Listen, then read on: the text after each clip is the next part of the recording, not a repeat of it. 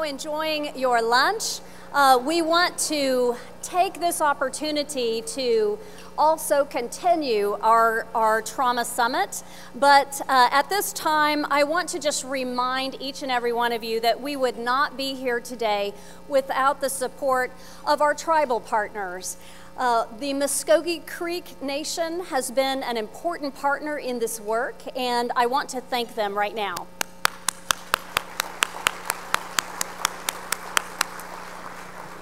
The nation is strongly committed to doing whatever it will take to help our children and to connect the dots to help not only Native students, but all Oklahoma school children and children yet to start. So please join me now in thanking the Muscogee Creek Nation and welcoming their Principal Chief, James Floyd, to the podium.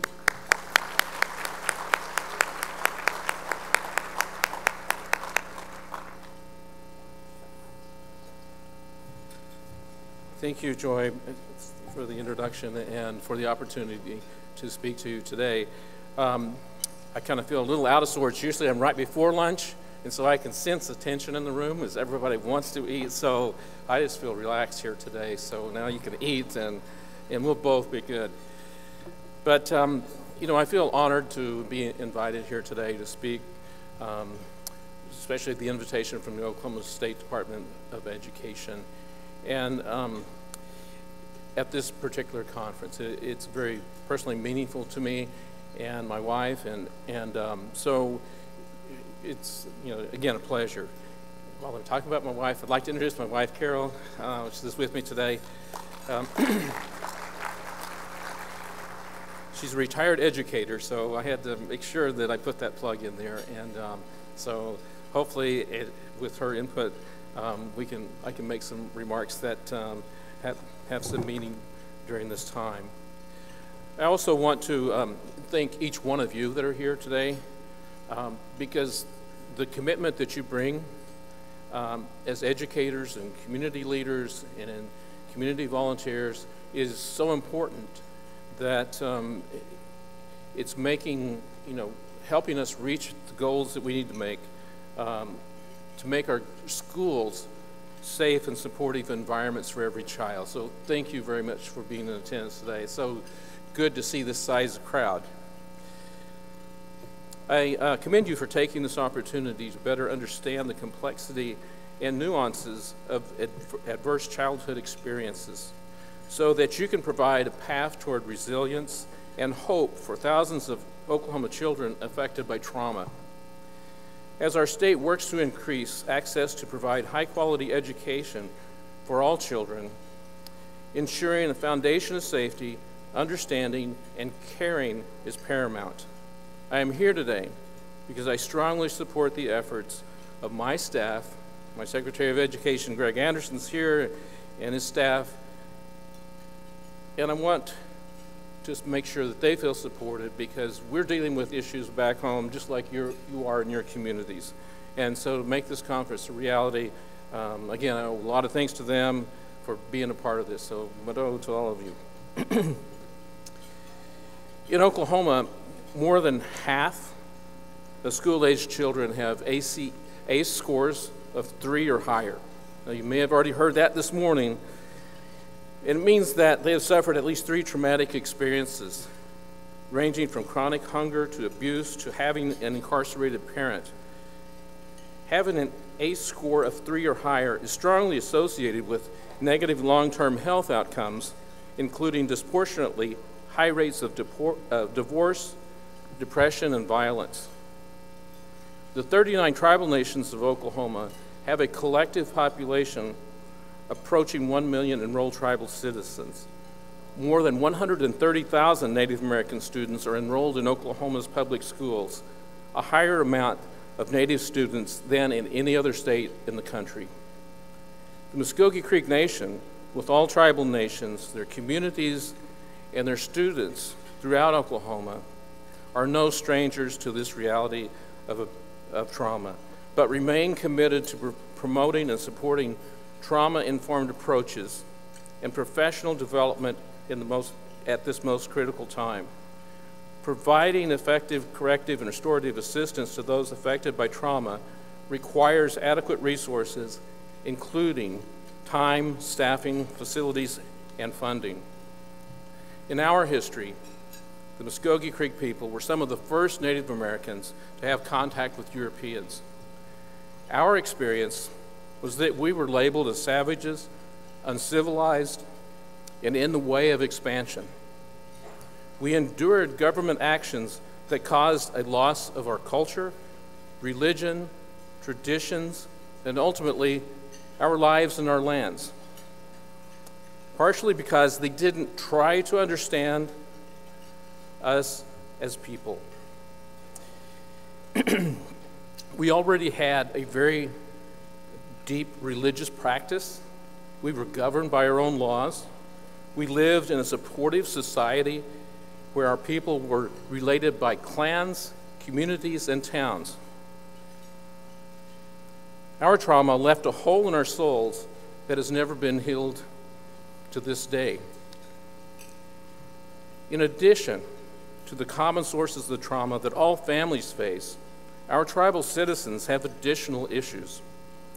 Since government was responsible for our ancestors' trauma, we all need to understand why we are uncomfortable dealing with government agents and why it's awkward in offering assistance to a child. The same organizations that most educators see as lifelines may bring fear to parents and family members with past adverse experiences. You're not just dealing with a child with trauma, you're dealing with parents, grandparents, and generations of trauma. The high level of trauma within our state's youth and our Native youth is only one of the reasons why there is no hesitation when I was approached to come and speak to support this summit. It has never been clearer that working toward preventing childhood adversity must be made a priority for the well-being and potential of the children of Oklahoma. Our children need us now more than ever. The task before us is not to hide from or disregard the reality of the effects of trauma, but to act boldly and effectively in the interest and well-being of our students and families. We must prioritize the creation of programs that provide positive interventions and support for children who have had experiences of trauma. The Muscogee Creek Nation Children and Family Services Administration, our Department of Education and Training, Department of Health are among many programs that stand ready, willing, and able to assist in the effort to ensure that our communities and schools identify and support students affected by trauma. We all know the history of boarding schools and the terrible impact brought upon our people in the past. However, I want to offer a story of success. 2 years ago, we had a student at the Eufaula Dormitory, a school which we operate. He was there because he had nowhere else to go. He has suffered many traumas in his life and was labeled a failure. Prospects for graduation for him were, I guess, slim to none. They seemed out of reach for him. He entered what should have been his senior year as a sophomore. His peers were 2 grades ahead of him. However, when he came to the dormitory, he was welcomed to an environment of care and support by other tribal members. He found he was not alone. He saw others who had also been affected by trauma and who understood him. He was provided a dorm counselor who was there for him every day. The local school had a caring teacher who developed an individualized learning program for him to help him catch up to his peers and on his school credits. The dorm staff tutored him in the evenings. Our tribe provided support. For his part, he worked hard, made up his school credits, and I was able to be there when he graduated as a senior in May that year. While our tribal governments and local schools may have lots of programs, it is the people who make the difference in offering hope to those dealing with trauma.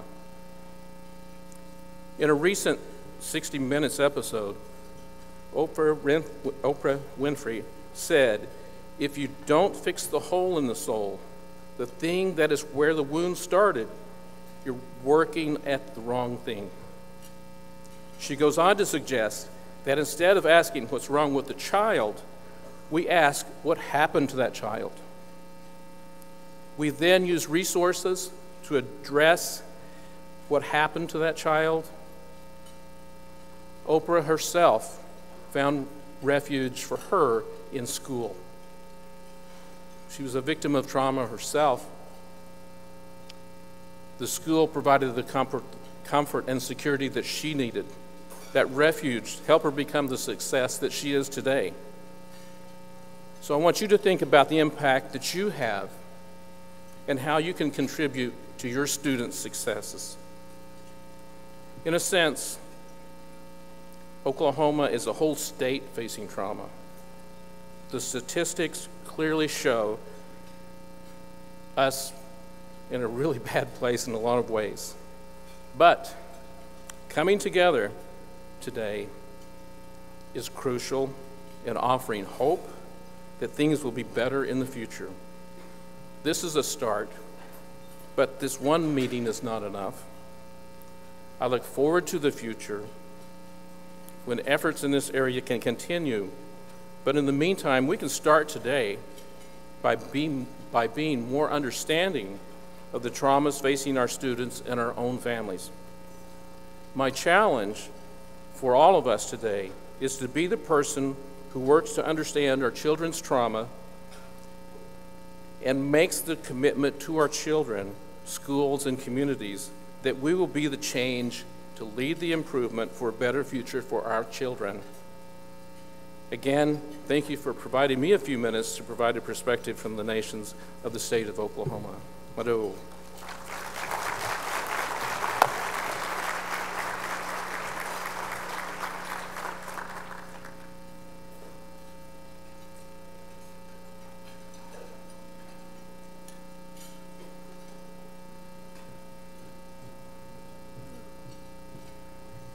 All right, so I have to tell you a little fast, really quick story on how this got started, where we have the support of the Muscogee Creek Nation. I was giving a presentation at a particular, it was the Sovereign Symposium, and we were in a room talking about Indian education and what we were doing, where we are, facing some facts, and also embracing a brighter future together and a lot of progress. And I mentioned the trauma summit that we were just beginning to plan. And I saw Principal Chief Floyd in the audience, and he kind of stood up, walked to the back, found Greg Anderson, and they visited. And then I later learned that when I returned to the department, at the State Department of Ed, Greg Anderson said, "Well, I just want you to know we're going to sponsor that event." Chief Floyd was so interested and moved and passionate about addressing this and leading with the state effort. So thank you so very much for your support. All right. Thank you, Chief Floyd. The stories and information that you have heard today, I hope, have sparked something inside you. But admittedly, there's a lot of processing that we need to do. And this comes at a time where we still can enjoy lunch, but I'm going to ask Casey Gwinn to come back to the stage and help us talk about how we do that processing. Thank you so much, and I would welcome back Casey Gwinn. Thank you. Thank you, Joy. Appreciate you. Okay, we're going to do two things before Steve starts our afternoon, and we'll dive much deeper into trauma-informed work. And we'll do a little bit while you're eating, and then you'll have to stop eating because we're going to do a little bit more that you will not want to be feeding each other food during. Because we're going to pair up in a few minutes. But I want to do two exercises. The first one, I will tell a story first, and so you can finish your food before we do that exercise. And then the second one, hopefully, you'll be ready to do a little more personal work. Processing of all this is very important because we don't want you to walk away from today and say, hey, that was good. Good lunch, interesting information, that was good, and life goes on. We want today to matter for the next 20 years in Oklahoma. We want it to matter not only for the kids tomorrow in classrooms that many of you will interact with, or next week or next month, but 5 years from now and 10 years from now. And in order to do that, you can't just absorb the information. You've got to absorb the information and then do something about it. And that's the piece of hope that we're going to spend a few minutes on right now. So let me tell you a story, a short story. There's a book called The Checklist Manifesto. It's written by a man named Atul Gawande. The Checklist Manifesto was a New York Times bestseller a number of years ago. And it's really all about hope at the end of the day. It's about processes and linear thinking and ways that we can get from point A to point B when we want to accomplish something. That's really what the Checklist Manifesto is about, even though that's not how Atul Gawande describes it. But there's an interesting story in that book. It's a story of a World Health Organization study that Atul Gawande describes that was conducted a number of years ago, where they wanted to reduce mortality and infection after surgery around the world. And so the goal was, let's create a checklist that can be used when people go into surgery, when surgical teams come together, and let's then study. We'll do a meta-analysis and we'll analyze which of these things on the checklist matters more than others, and we'll eventually narrow down the list. And so this study happened in hospitals that had technology very rudimentary, like Nairobi, all the way to hospitals like Boston, Massachusetts, Boston General, where there was incredible technology. And they implemented this same 19-point checklist that they used in every surgery in those hospitals during this study. At the end of the study, they found that the number one thing, which is commonsensical, the number one thing that kept people alive, saved lives, reduced infection, and reduced mortality after surgery was simply sterility and cleanliness and scrubbing and everything that you would hope that your doctor is doing when they're operating on you. I mean, it was pretty commonsensical, the number one thing on the list. But what was not commonsensical was the number two thing on the list that mattered the second most, and the number three thing on the list. The number two thing on the list that mattered almost as much as sterility and cleanliness was that everybody on the surgical team knew each other's name and called each other by name. They didn't call each other doctor or nurse. Or my favorite, the former owner of the San Diego Padres, when I was the elected prosecutor, I knew him for a decade. He never called me Casey. And you'd think he would, what with Casey at the bat and all, you'd think he'd remember that name. He always called me Buddy. Hey, Buddy. You know what that was code for? He didn't know my name. And he never took the time to remember my name or to memorize my name, so he called everybody Buddy. Now, that would have been great if my name was Buddy, but it turned out that my name was not Buddy. Well, in this study, they couldn't call anybody Buddy. There was no Buddy study. They simply had to call them by their name. And the fact that the doctor's name was John and the nurse's name was Mary, and John couldn't say, hey, you, go get me this. He had to say, Mary, can you help me with this? The fact that they called each other by name mattered in keeping people alive and reducing infection. But the third thing is even more challenging, particularly in this environment and in this room and in the school systems of America, if you apply this there in what we're talking about here.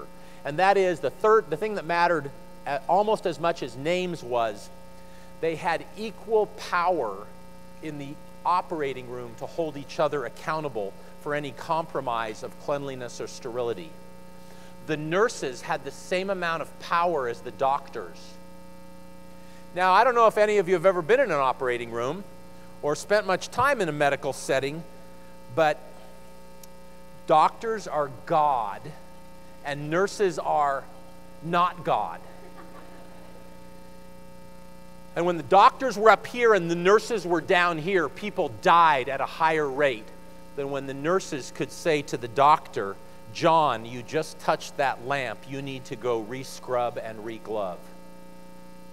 When the nurse was as responsible for the success of the surgery as the doctor was, less people suffered infection after surgery and less people died after surgery. Because the power differential that we all live in so many ways was altered in order to allow people to work together as colleagues and friends and co-professionals. Now, I will tell you that in my world, when I became a prosecutor, I didn't get that, because I went to Stanford University and UCLA School of Law, and when I became a prosecutor, in my heart of hearts, if I'm honest, remember, I'm a trauma kid, I grew up with rage, and now I have power. That's not a good combination. Oh, and by the way, I was a prosecutor, so when people made me mad, I sent them to prison. And then when I came back to the office, people cheered for me.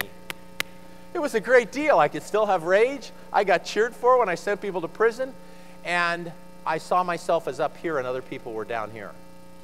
And it wasn't until I got challenged by feminist advocates and then by child welfare advocates, and then I started figuring out that social workers knew as much or more than I did, and that therapists that I was working with could actually understand me, even though I couldn't understand them.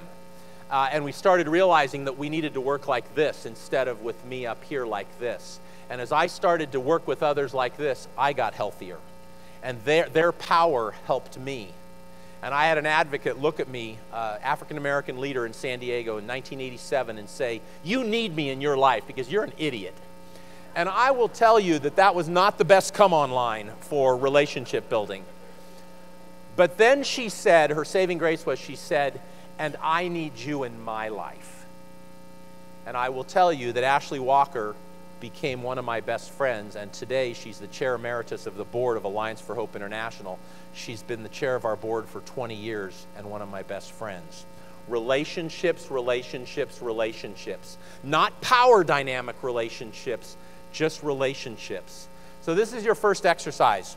I actually am going to challenge you in just a minute to get up from your table. I hope you've met everybody at your table. If you haven't, you can do that later. Introduce yourself. But I want you to get up, and I want you to find somebody in this room that you do not know. Don't cheat, because you might have sat with people you know. Just saying, it's possible.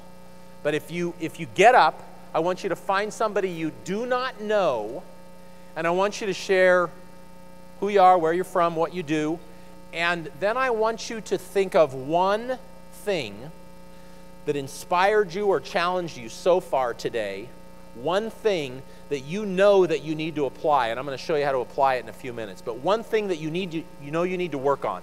Maybe it was personal, maybe it was professional. Now this exercise is less than 5 minutes, so you can't share your life story. This is not a life story exercise.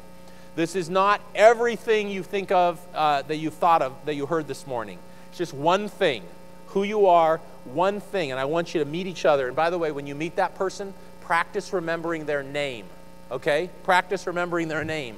Hi, I'm Casey Gwinn. What's your name? Margie. Hi, Margie. Nice to meet you. Margie, what brings you here today? I'm with the Plus Family Foundation. With a foundation. Oh, great, Margie. That's awesome. Have you ever been to an educational summit like this before? Yes, because I was a former educator. You were an educator before you worked for the foundation. That's great, Margie. Is this awkward talking to me? Because you don't even know who I am. How about if I get down on your level? Does that help a little bit more? Yeah, that helps. Is that better? It does help. It's so nice to have you here. Welcome, Margie. Well, thank you Thanks very for coming. much. I've enjoyed it. Am I going to remember Margie's name? Why? Oh, yeah, I said it about 5 times. So for those of you that don't remember names well, just keep saying their name over and over again when you talk to them. It won't be awkward. Everybody will just laugh. Okay, ready? Meet somebody. Stand up. Find somebody you do not know. Don't cheat. Find somebody you don't know. Share one thing that inspired you this morning with them.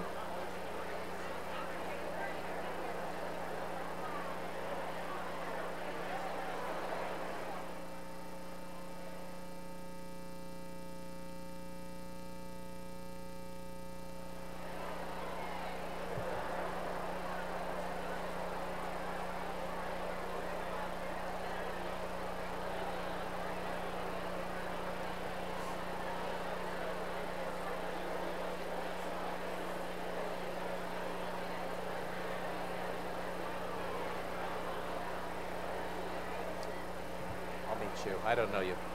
I'm Casey. Rebecca Thompson. Hi, Rebecca. Hi, Casey. Nice to meet you. Casey. I got it. Thank you, Rebecca, Oh, you're for very welcome. translating today. You're very, very welcome. Do you have a table of folks? No. Or- The Department of Ed brings me in to interpret for them. No, I pretty mean, often. are people here that are Oh. hard of hearing? They have not identified themselves, Okay. and I'm leaving at 12:45, so I think not. Oh, okay. I think But not, maybe but I there don't would be know. people watching the live stream possibly too, because this is on YouTube and this is streaming live on YouTube Now and that Facebook. I don't know. Yeah. That I don't know. Well, thank you for being here. You're very welcome. Does it get tiring? Yes, it does. Yes, it does. Depending on the speakers or Yeah. how hard it is to understand them or different things. I talk pretty fast too. That Fast is usually not a problem. It's other stuff. You know what? Fast is better than slow. oh, interesting. A lot better than slow. Huh. Well, So good much for you. better Did than did slow. something inspire you this morning? Or did you hear I something was you didn't know? Oh gosh, yeah. Well, I always think this is inspiring because we're in all those situations. Yeah. Everybody who needs an interpreter, Right. they're experiencing these things, and Yeah. so yeah, it is. My wife has We see taught for terrible many years, and she didn't know any of this when she was a teacher. She was a teacher 20 years ago. We were talking last night. She's actually in St. Louis right now, but on a trip. But she said, "I wish I'd known about the ACES study 20 years ago." And Yeah. she said, "I almost shudder to think of what I did to kids and said to kids, I and know it. how I behaved with kids that I thought, I know it. were a problem, and it never." Well, when I was a teacher, discipline was the thing. And I don't remember if was it you or somebody who said it. You will not behave that way in my classroom. I will not accept that that disrespect. Yeah. That Yeah. was what it was all back then. Yeah. And me, I mean, That's what you went to. That's what she was taught. Is you got to hold discipline in your classroom. yeah, because discipline breaks down, you've lost the Discipline whole breaks thing. down, you lose. You That's lose right. everything. That's yeah. right. Yeah. Well, blessings on you. It's nice to meet you. So good to meet you.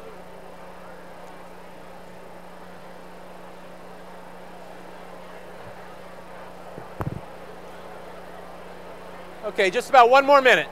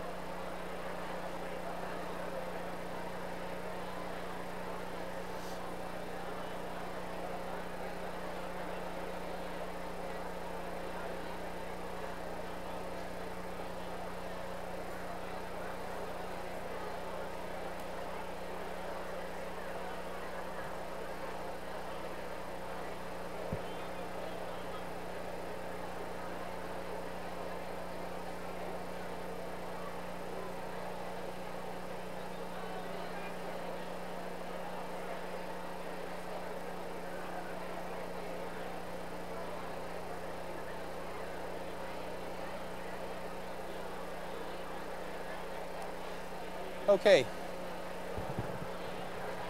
Okay, let me pull us back together again.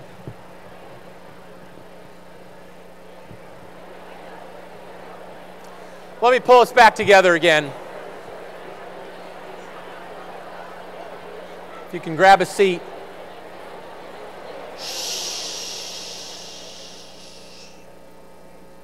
If everybody can grab a seat. Practice remembering that name that you just saw on a name tag. Names matter.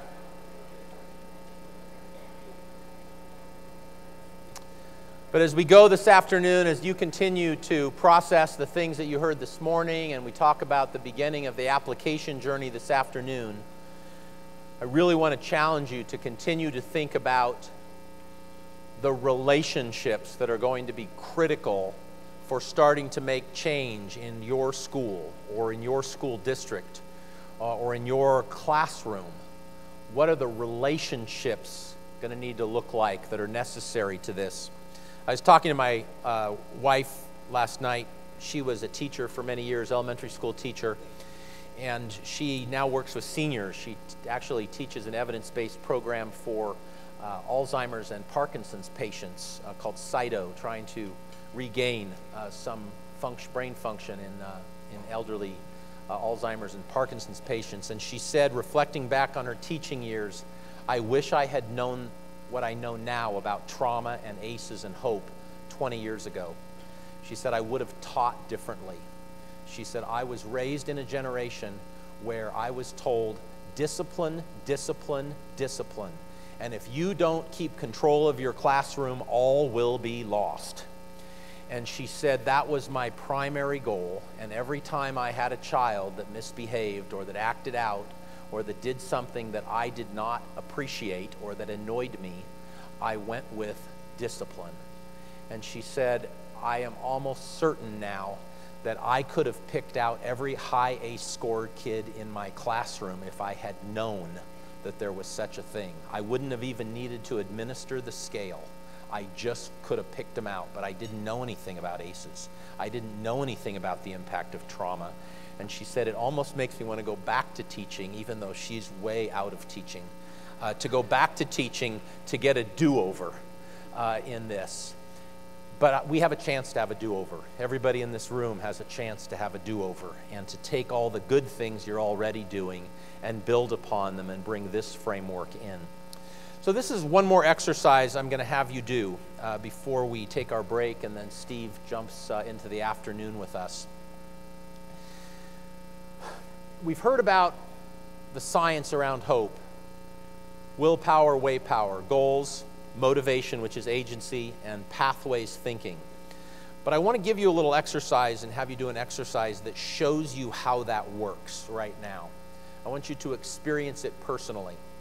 So this is what I want you to do. I want you to take the notion that you just shared, something that inspired you this morning, and if you had something that inspired you or jumped out at you, I want you to think about a goal that you may be able to create out of that. It could be a really small goal. It could be how you're going to interact with a child next Monday in a classroom.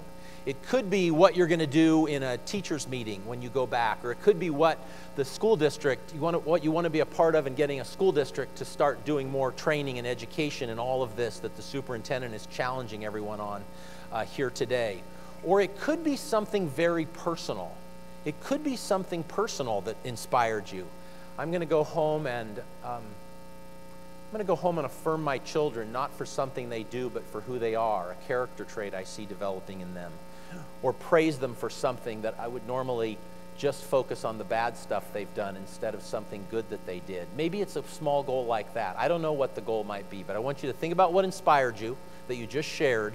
Then I want you to think about a personal or professional goal you have in your life. And I don't know what that goal is. Preferably, it's not a felony or a misdemeanor.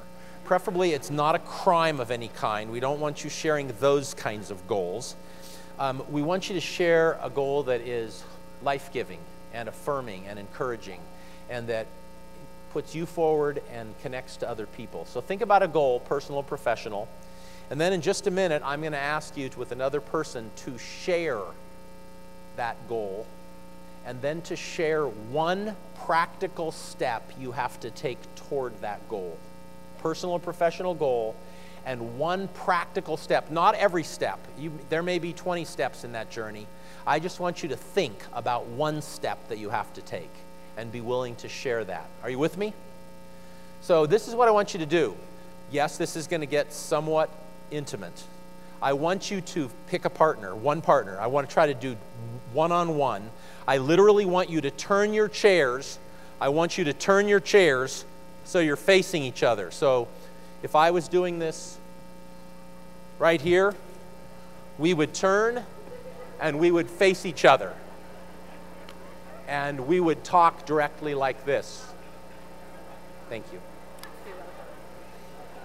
Whoa, yes. Okay, let's do it. Pick a partner, turn in your chairs, one-on-one. If it has to be 3, if you don't match up, If it has to be 3, I'll take it. But I want you one-on-one with another partner.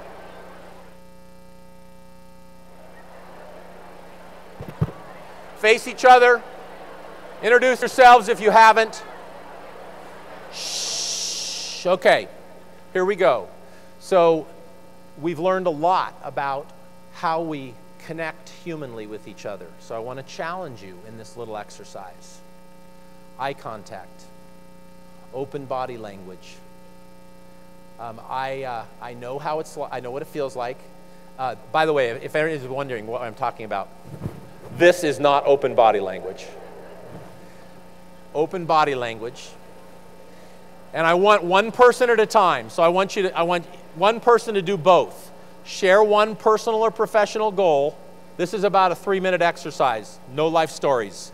One personal or professional goal you have, and one practical step you need to take toward the goal. And I want each person to do that. Are you with me?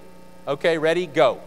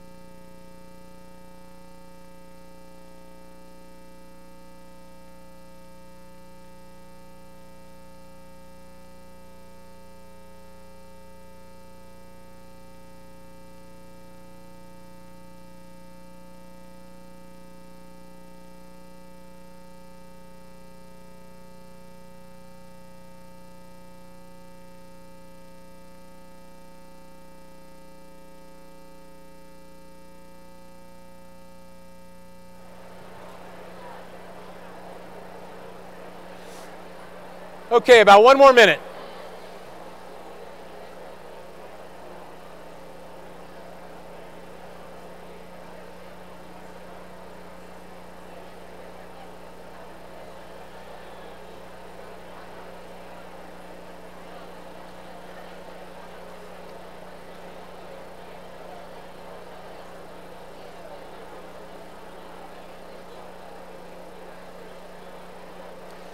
Okay, let me pull us back together again. You can continue this in a few minutes or continue this later in the day or at the end of the day.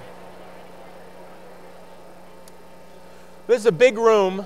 It's a very big room, so this will be somewhat challenging. But I want to ask a couple of questions, and some of you can just shout out answers, but I'm going to want you to shout it out. I'll repeat them. I'd like you to tell me what it felt like to talk to somebody who maybe you didn't know very well, and just share a personal or professional goal. What did that feel like? What did it feel like? Anybody? Felt positive. Felt empowering. What else? What else? Inspiring. Just being able to talk to another person and share a goal from your life. And how did the other person react? What did their reaction feel like? Affirming. What else? Supportive. Receptive. So that's really interesting, right? In that moment, the person that you're talking to, if they respond in a hope-centered way, they were encouraging you or cheering for you with their face, their body language, their words. Did you feel that? A lot of you? Some of you may not have had a partner that did that for you. I don't know. But those of you that did feel that felt it because they were making a conscious choice to encourage you, cheer for you, support you, and that felt good. Now, what about thinking about the practical step to the goal? What did that feel like? And having to say it out loud, the practical step to move toward the goal. Felt like accountability, made it real. Anybody else? Scary, yeah, because now it's like out there. Or overwhelming because now I've thought of one step and there are 942 more steps that I got to come up with for this, for what I want to do or be. However, at the heart of it, I think the core is when you start thinking about practical steps, it makes it real. It starts to make it real. And when you're saying it out loud, it creates this sense of kind of accountability. I've actually said, this is a personal goal I want to pursue, or this is a professional goal I want to pursue. If we had administered the adult hope scale to you before that exercise, and we administered it again after that exercise, your hope score just went up. You just felt what hope feels like in the research of OU and now many other entities around the country. Goal setting, pathways thinking, and agency. And the agency that you felt came from a relationship with other human beings that were just cheering for you. That was agency. It increased motivation to pursue your goal because somebody said you can do it. Rick Snyder, the first hope scientist who started validating these scales in the 1990s, who passed away in 2006, used to love the phrase, you can get there from here. You can get there from here. That was his way of speaking hope into somebody else's life. Not just the optimistic, flowery, it's all going to be okay. It's going to get better. That may or may not be true, by the way. That's called wishful thinking. But you can get there from here is an aspirational statement that your future can be brighter than your past and that you have the power to make it so, that you can make choices that can move you toward that. That's what hope feels like. And now our challenge through the afternoon is going to be to think about, so how understanding trauma and understanding hope, how now do we begin to implement and navigate that implementation at all levels? And even as we go through the afternoon, I want to challenge you to think not just about your role as teachers or educators or leaders in the education system in Oklahoma.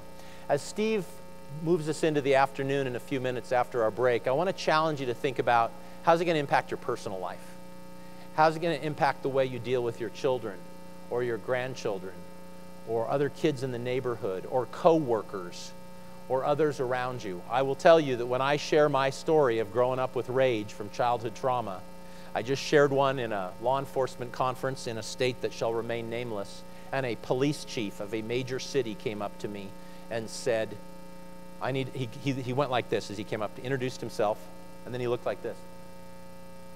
And then he said, I'm one of those kids. And he said, my rage took me a long ways. I became a Marine. And he said, and then I became a police officer. And he said, now I'm the police chief. And I'm in charge. And you just shared my whole life story, and I think I need counseling because rage has driven me my whole life. And he said, and I've never processed what happened to me as a child. You have people like that in your lives too that need you to say, tell me what happened to you. Would you be willing to trust me with what happened to you? You can tell me what happened to you. I'll be there for you. We all need people like that in our lives. So think about that too, not just the professional side, but the personal side of how trauma may have impacted us in this room, and how the robbing of trauma from day in and day out and year out, whether it's related to the discouragement of a classroom or particular kids or the frustration of outcomes, whatever it is, how that can suck the hope right out of you, and what you have to do to rebuild hope in your own life. So I'm going to stop there. I think we're going to take a break. Are we taking a break, Joy? We're breaking before Steve starts us at 1, right? Steve starts at 1, so we're taking a break. So take some time, spend additional conversation with those you just met if you'd like to, and we'll see you at 1 o'clock.